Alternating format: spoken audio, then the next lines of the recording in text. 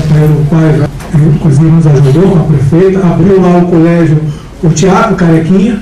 Nós fizemos, o Robson Leite, uma inscrição lá para uma turma de 40 pessoas. E sabe quantas pessoas apareceram para fazer esse curso voluntário, uma capacitação na área de petróleo e gás, bem rasteiro? Apareceram para mais de 800 pessoas. E no dia eu levei um susto muito grande, e aí, por bondade da Prefeitura de São Gonçalo, na época, abriu para a gente o Teatro Carequinha e passamos a dar um curso para 750 pessoas dentro do Teatro Carequinha. Foram 6 meses de curso. Naquela sala de aula, o Robson Leite, tinham pessoas com ensino fundamental incompleto, tinham pessoas com 2º grau, pessoal com 3º grau, com mestrado até doutorado, todo mundo numa sala só. E conseguimos fazer isso durante 6 meses, uma coisa que muitos achavam até que era impossível. Mas, por força da gente não ter um plano, um planejamento estratégico, eu quero até aqui frisar algumas coisas como que falou, que não é negócio da Petrobras plantar árvore, assim como não é negócio da Petrobras fazer capacitação para o trabalhador fora que não vai trabalhar na empresa dela, apesar que ela tem uma universidade corporativa. Plano regional integrado, falta isso realmente.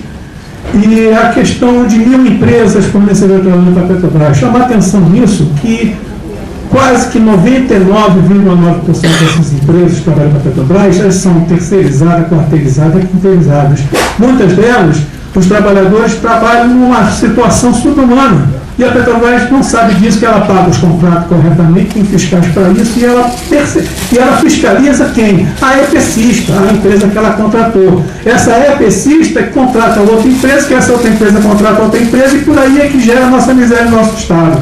A gente precisa ter um plano de gestão, companheiro, nós precisamos ter um plano de gestão responsável, onde as comunidades venham participar disso efetivamente, fiscalizar e isso fazer. Eu vou deixar aqui na mão do companheiro Robson Leite a nossa proposta do pré-sal social do Estado do Rio de Janeiro, que é exatamente criar esse centro de tecnologia operária e que a gente venha participar junto com o governo, a sociedade, a universidade. É muito importante, pessoal que estiver aqui de universidade, vocês são a chave da quebra de pobreza no nosso Estado. Nós precisamos ter interação com a nossa universidade, precisamos que a Petrobras abra a porta do SIC para comunidades, que não venha sendo fechado somente para as escolas técnicas do Senai. Parabéns ao Senai, parabéns à Escola Técnica, mas Petrobras, pelo amor de Deus, abre o SIC para a população. Nós precisamos colocar esses garotos que têm dislexia, disgrafia lá dentro desse centro, que eu tenho certeza que nós vamos formar muito mais cidadãos do que bandidos que vêm se formando por aí. Hoje, o voto da prefeito Luiz Antônio, 3 minutos, depois a Conceição. Obrigado. Boa tarde a todos. Eu também, como Munhoz, estive no Confed no início, mas eu vou falar nessa costa monstruosa dessa obra, não. Eu vou falar da Petrobras, da minha Petrobras. Eu sou diretor do Sindipetra RJ e a Petrobras tem que assumir o que ela está fazendo. Por exemplo, segurança na Petrobras é zero, não existe segurança.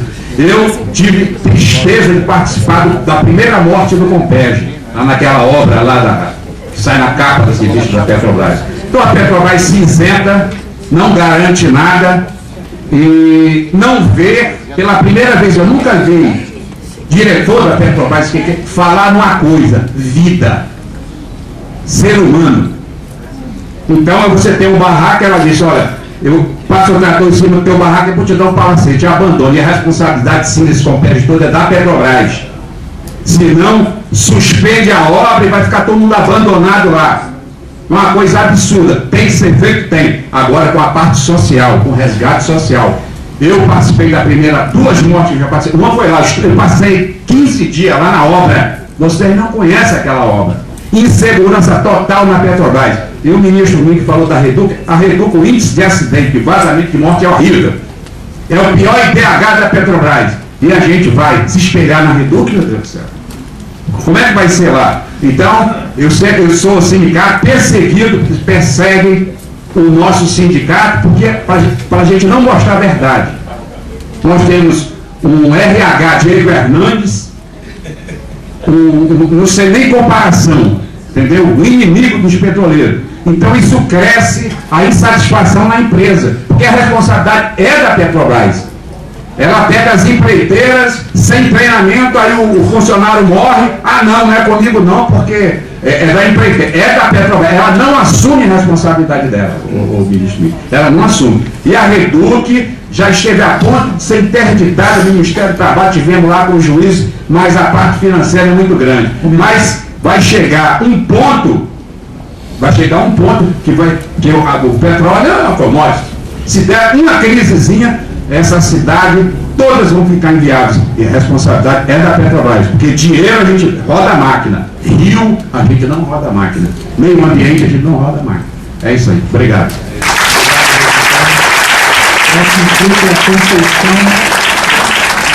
Depois o Marcelo Pinto, vereador de Cachoeira de Macacu.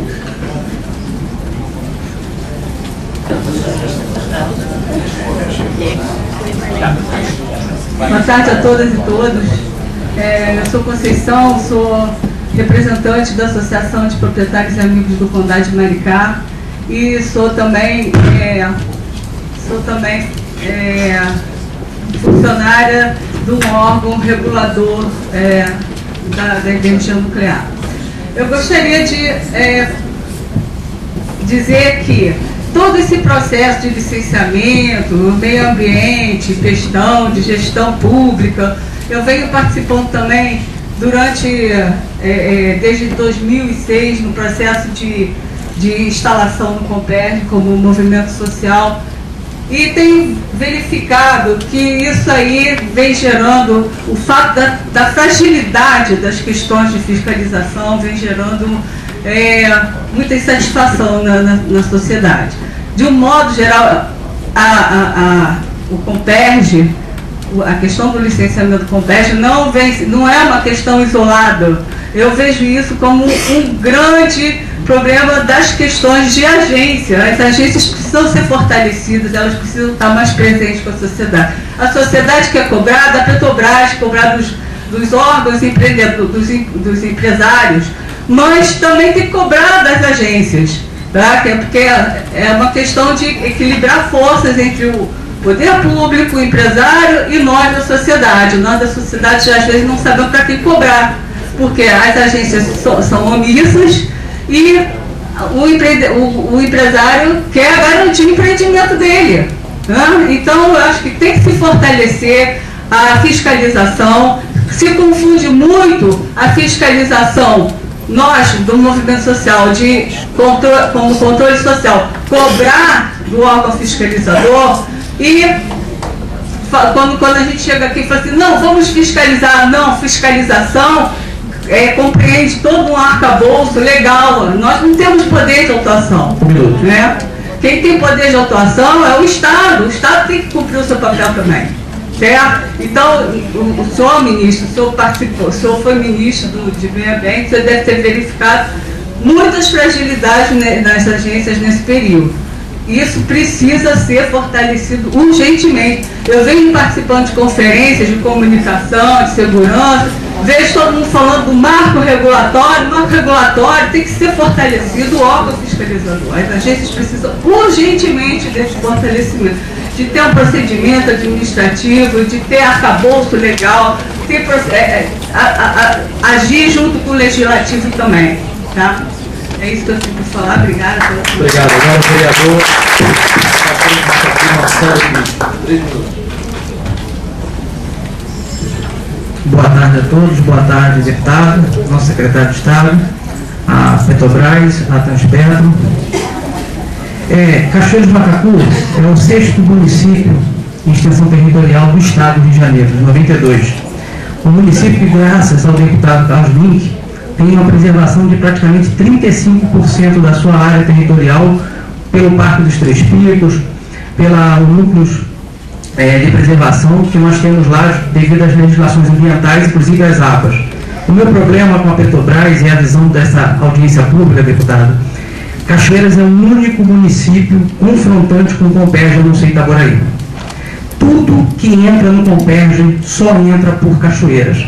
Toda a área de Itaboraí, a Transpetro e a Petrobras tem área urbana consolidada. Eles não vão desapropriar a cidade de Itaboraí.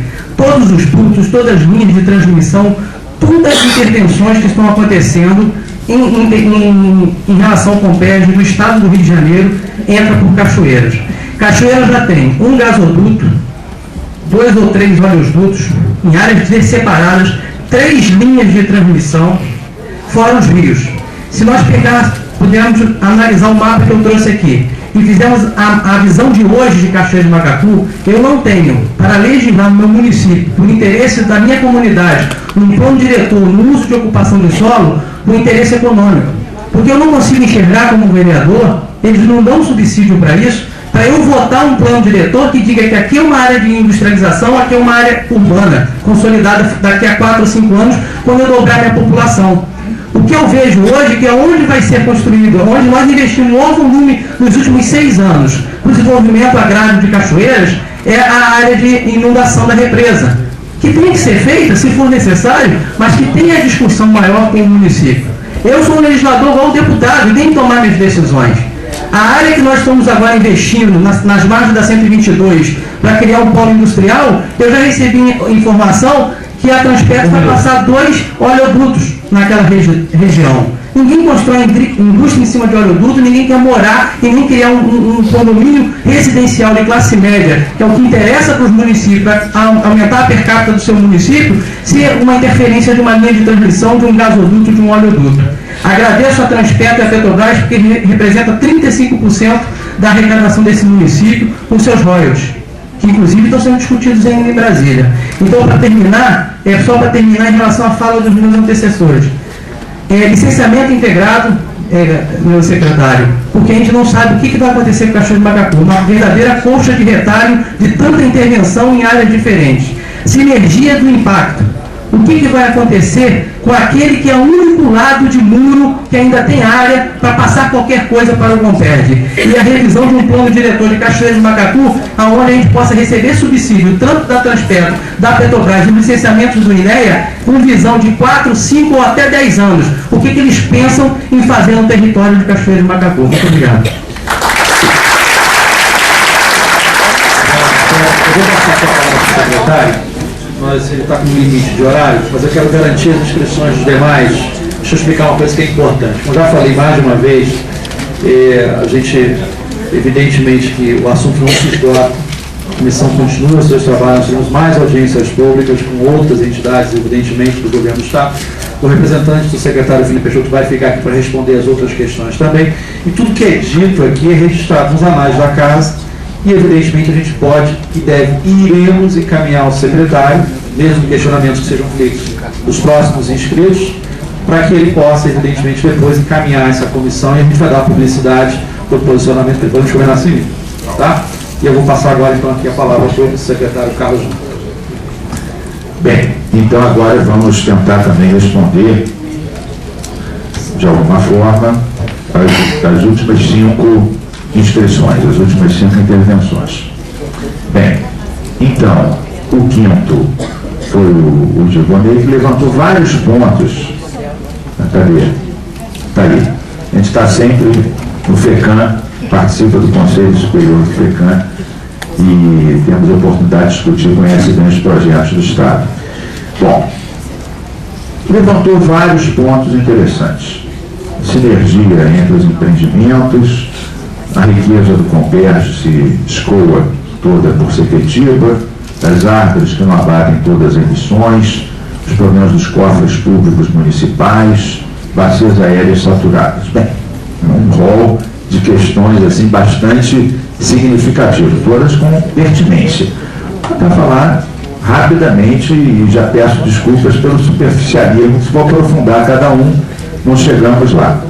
Bem, primeiro, hoje eu acho que você foi, assim, pelo menos em relação à área ambiental, você foi muito injusto com essa história da cartilha da Fejana. Nós não seguimos a cartilha da Fejana para nada, ao contrário. Nós aqui, nós somos o estado que mais aumentou a área protegida de Mata Atlântica do Brasil. Inclusive, agora dia 27, foi o dia da Mata Atlântica, 3 dias atrás, o estado do Rio, em 2 anos, dobrou a área municipal protegida de 101 mil para 209 mil hectares, graças ao ICMS verde, ao PROUC, vários municípios que estão aqui representados tiveram participação, né? Para cada área dessa que a gente cria é uma guerra. Uma das mais recentes que a gente criou foi o Parque Estadual da Costa do Sol, pegando áreas da região dos lagos, Búzios, Cabo Frio, Arraial, Saquarema, etc, etc. Imagina a guerra que foi com as áreas valorizadas de Búzios que entraram no Parque Estadual da Costa do Sol. Brava, Azeda, Zedinha, Tartaruga, guerra direto, guerra, dentro e fora do governo, da sociedade, na mídia e tal, e bancamos, enfrentamos a especulação imobiliária e criamos o Parque Estadual da Costa, até para garantir o turismo e o ecoturismo na região. Então, cada vez que a gente cobra compensações fortíssimas ou nega licenças, como nós negamos para o Porto Offshore em Arraial do Cabo, para a térmica carvão em Itaguaí, ou para o terminal de minério em Itacuruçá, tudo isso é guerra. As pessoas na hora ligam para os secretários, para o governador, para o presidente da Assembleia, o cara é doido, não quer que o Estado se desenvolva, etc, etc. E você muitas vezes tem que peitar isso até de forma meio solitária, né? Há muitas questões que são difíceis. Um dos nossos objetivos, você sabe, porque acompanha isso, aliás, você toma decisões também ao votar ou não projetos do FECAM para vários municípios, inclusive um dos mais recentes. Cadê o nosso vereador de Cachoeira de Macacu? Está aqui. Um dos mais recentes que nós votamos, inclusive com seu voto, foi um dinheiro para complementar o saneamento de Cachoeira de Macacu. Foi votado na última reunião do FECAM e é uma notícia boa para Cachoeira de Macacu. E nós temos um compromisso muito grande com Cachoeira de Macacu, não só por causa da água do Macacu, mas pelo que você disse, o maior parque estadual, que é de Três Picos, a maior área dele fica, e a sede fica no município, que aliás ganha um dinheirinho razoável do ICMS verde por conta de ter o Parque Estadual de Três Picos lá. Mas a gente tinha esse compromisso com a população, com os vereadores, com você, inclusive com o prefeito, e nós estamos cumprindo, conseguindo dinheiro lá fora no PAC e votando no FECAM o complemento para garantir todo o saneamento, e também ajudamos a financiar com recurso do FECAM o Plano Municipal de Saneamento de Cachoeira de Macacu, né? É uma visão integrada de política pública no teu município. Mas voltando aqui, então eu não posso concordar com essa ideia de seguir, quer dizer, é uma frase de efeito, como várias frases, já fiz muitas na minha vida, também não vou criticar, mas não posso concordar com ela. Em relação a essa história da riqueza do Compércio, toda se escoar por ser efetiva, eu também não vejo dessa maneira. Afinal, o que é a riqueza do Compércio? Entendo eu que é o seguinte: você está gerando emprego, está gerando renda, é um dos maiores empreendimentos de transformação industrial do país, né? Você tem que garantir que isso não acabe com a Baía de Guanabara, não acabe com os manguezais, né? Não deixe as pessoas sem água, né? Não envenene os operários dentro da refinaria. Então eu acho que a maior riqueza vai ser a gente conseguir fazer a infraestrutura da região, o saneamento da região, polos industriais na região, resolver o nó do transporte. Então essa que vai ser. Então aquela ideia que a riqueza que sai no caminhão para o Porto de Itaguaí é uma visão muito materializada no produto, quando na verdade entendo eu que a riqueza é o processo de qualificação dessas pessoas e de infraestrutura e de enfrentar a miséria. Quem conhece São Gonçalo, nós estamos aqui com o vereador Marlos, que é um vereador ativo de São Gonçalo, nos orientou a fazer obras importantes de combate às enchentes no Rio Alcântara, e agora nós vamos aprovar, vereador, quero lhe dar essa notícia, uma grande obra como o projeto Iguaçu-Sarapuí na Baixada. Vamos fazer, a seu pedido, um projeto igual para São Gonçalo, da mesma dimensão do projeto Iguaçu-Sarapuí, que atende 2,5 milhões de pessoas. Vamos fazer para São Gonçalo e não só na bacia do Rio Alcântara, né? Então, essa que é a verdadeira riqueza, não só o que sai no caminhão e vai ser exportado, vai ser entregue para insumo de outras empresas, etc. As árvores não abatem todas as emissões, é verdade. Por isso, nós temos uma lei estadual de clima. O Brasil tem também uma lei, eu quero dizer que eu me orgulho disso. Quando a gente estava no Ministério, a maior parte, quase todos os ministros, eram contra o Brasil ter um plano de mudanças climáticas com redução por lei das emissões dos GEs, dos gases de efeito estufa, dos CO2 equivalentes. A gente travou uma guerra dentro do governo e com a sociedade, você acompanhou, mudamos o jogo. O Brasil foi o primeiro dos países em desenvolvimento a ter uma lei de redução das emissões de gases de efeito estufa. E o presidente Lula, quando foi para Copenhague, em uma reunião que tive passagem, não correu bem, teve muita frustração. Mas o presidente Lula foi de todos os chefes de Estado mais aplaudido, exatamente porque a gente obteve o menor desmatamento da história da Amazônia, que infelizmente voltou a crescer agora, inclusive com assassinatos inadmissíveis de líderes, de castanheiros que estão dando a vida para defender a Amazônia, como nosso companheiro Chico Mendes entregou a sua vida para defender a Amazônia. Mas o presidente Lula foi aclamado porque o Brasil teve o menor desmatamento da Amazônia e foi o primeiro dos países em desenvolvimento, depois a China e a Índia tomaram algumas posições também, a assumir por lei a redução. Então, eu conheço bem esse assunto, luto por esse assunto, e nas próximas semanas o governador Sérgio Cabral deve assinar um decreto que nós estamos preparando com vários secretários de Estado para especificar metas para a redução das emissões. Tem que ver com eficiência energética, acabar com os lixões que emitem metano, que é um gás de efeito estufa, né? Tudo isso é difícil. Todo mundo sabe, por exemplo, que você tem que acabar com o lixão e fazer aterros sanitários. Mas vai fazer um aterro sanitário em Itaboraí, vai fazer um aterro sanitário em São Gonçalo, vai fazer um aterro sanitário em qualquer município. As pessoas são contra. Por quê? Porque ninguém quer um aterro sanitário no seu município. Ninguém quer uma estação de tratamento, ninguém quer um presídio. Eu também não queria que tivesse do lado da minha casa. Mas o problema é que em algum lugar tem que ter um aterro sanitário, até porque o aterro sanitário é uma solução. E o lixão é que é o problema. As mulheres, as crianças sem luva, sem bota, catando no meio de seringa, de porco, de urubu. Isso são os lixões. São a síntese do drama ambiental e do drama social no nosso país. E a gente, em 4 anos, vamos acabar com todos os lixões no estado do Rio de Janeiro. Todos os lixões. Mas cada vez que você vai licenciar um aterro sanitário, em qualquer lugar, inclusive em São Gonçalo, em Itaboraí, em qualquer município, quem mora lá é contra. Não, sou contra. Inclusive chama os aterros de lixão, que já é uma maldade. Porque o lixão é o problema, e o aterro é uma solução. Mas quem é contra já chama o aterro de lixão. Mas tudo bem, essa é a situação que a gente tem que enfrentar.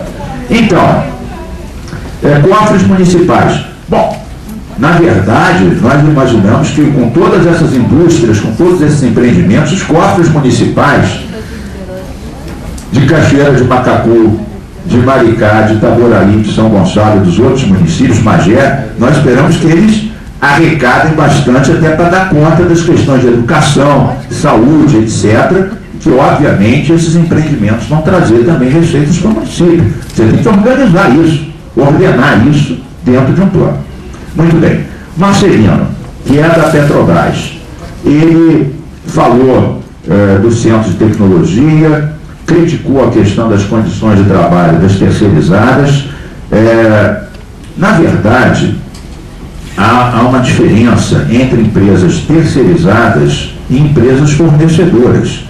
Uma terceirizada por exemplo, você contrata uma empresa de segurança, uma empresa de manutenção, você contrata uma empresa. Uma indústria fornecedora é um conceito diferente do conceito de terceirizada.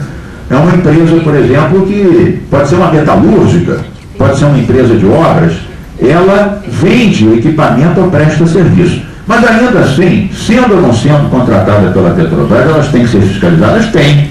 Você tem o Ministério Público do Trabalho, né? Você tem vários órgãos na área, sobretudo você se referiu muito às condições de trabalho, portanto as questões trabalhistas. Eu quero dizer que eu sou muito sensível a isso. Eu sou daquele que há 20 anos atrás eu comecei a discutir saúde do trabalhador e ecologia do trabalho. Então fizemos uma luta com sindicatos metalúrgicos de Niterói e São Gonçalo para acabar com o jato de areia nos estaleiros. Outras lutas com a CSN por causa da leucopenia produzida pelo gás do coque. Tiramos o mercúrio da Pan-Americana, que intoxicava os operários com mercúrio.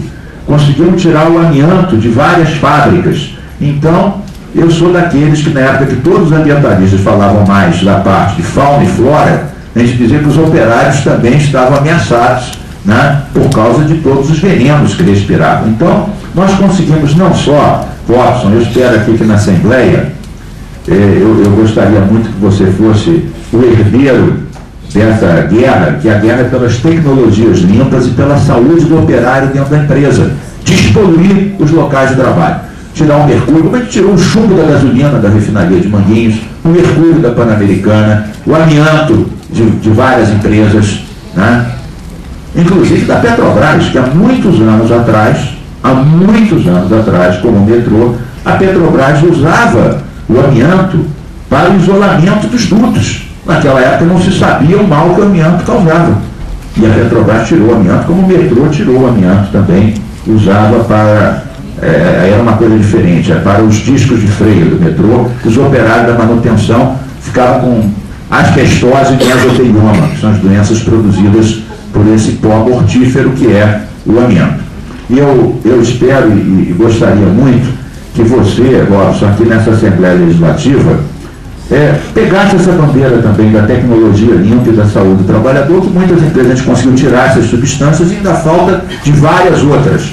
Eu gostaria, inclusive, de ser seu parceiro e veria muito bem representado por um deputado com a tua energia e com a tua integridade. Bem, outros pontos aqui mencionados. Então, Sérgio, Luiz Antônio, ele muito crítico também da questão de segurança e da questão da vida. Ele criticou, o Luiz Antônio criticou que não há segurança, falou de 2 mortes que ele presenciou. Cadê o Luiz Antônio? Está lá. Foi em outra reunião. Mas está aqui representado aqui pela CUT, pelo Sindipetra. Então, olha, eu não sou da Petrobras, né? Não tenho, inclusive eu sou daqueles que defendo, eu como brasileiro me orgulho que nós temos a Petrobras. Mas como órgão ambiental, eu quero dizer que a gente não tem nenhuma conivência ou cumplicidade. Várias vezes a gente está licenciando, aí um empreendedor fala, não, eu quero que você vá almoçar comigo em tal lugar. Eu falo, não, meu filho, venha com a sua equipe aqui na secretaria, discutir com a nossa equipe, apresente seus projetos, o que for justo será justo, o que não for justo não será licenciado. Aquela ideia do jeitinho, né? Liga para alguém, com o secretário, com o governador, quer um almoço e tal. Não tem essa história. Então, por exemplo, eu, como brasileiro, me orgulho da Petrobras. Mas como órgão licenciador, sou duríssimo com a Petrobras. Tanto nas condições quanto nas compensações. Então, não sou eu que tenho que defender. Tem representantes aqui da Petrobras na mesa que poderão melhor defender isso. Eu não acho que a Petrobras seja uma empresa irresponsável em relação à questão do trabalho. Não acho, tenho essa visão. Mas como eu não sou dirigente ou advogado, embora tenha orgulho da empresa, naturalmente os representantes da empresa melhor poderão responder essa questão, né? Também há acidentes em todas as empresas. Cada empresa que tem a atividade do petróleo e do gás não é uma atividade simples, é uma atividade que tem salubridade, que tem risco. Eu vi até aquela plataforma que adernou e afundou depois, eu fui de helicóptero lá, eu conheço, tive N vezes na Reduc, sei o que são aquelas condições. Então, reconheço que há problemas como há avanços também, mas não sou advogado da empresa, não sou eu que vou defender a empresa, embora tenha orgulho. Então, a Conceição, ela, representante do movimento social, acompanha desde 2006 esse processo todo. Diz que não é isolado e chamou muita atenção ao ponto da fiscalização e do marco regulatório. Eu quero dizer, Conceição, que eu concordo muito com você. A fiscalização, inclusive os anos que eu fui deputado aqui na Assembleia, eu criei a comissão do Cumpra-se. Eu fiz mais de 100 leis aqui. Eu fazia uma lei, sou professor da FRJ, quando eu cheguei aqui eu não tinha experiência, eu fazia uma lei, só que no dia seguinte todo mundo ia conhecer e cumprir a lei. Aí rapidamente cheguei à conclusão óbvia que ninguém conhece a lei e ninguém cumpre a lei. Ninguém lê diário oficial no Brasil. Se você não corre atrás para a lei ser conhecida,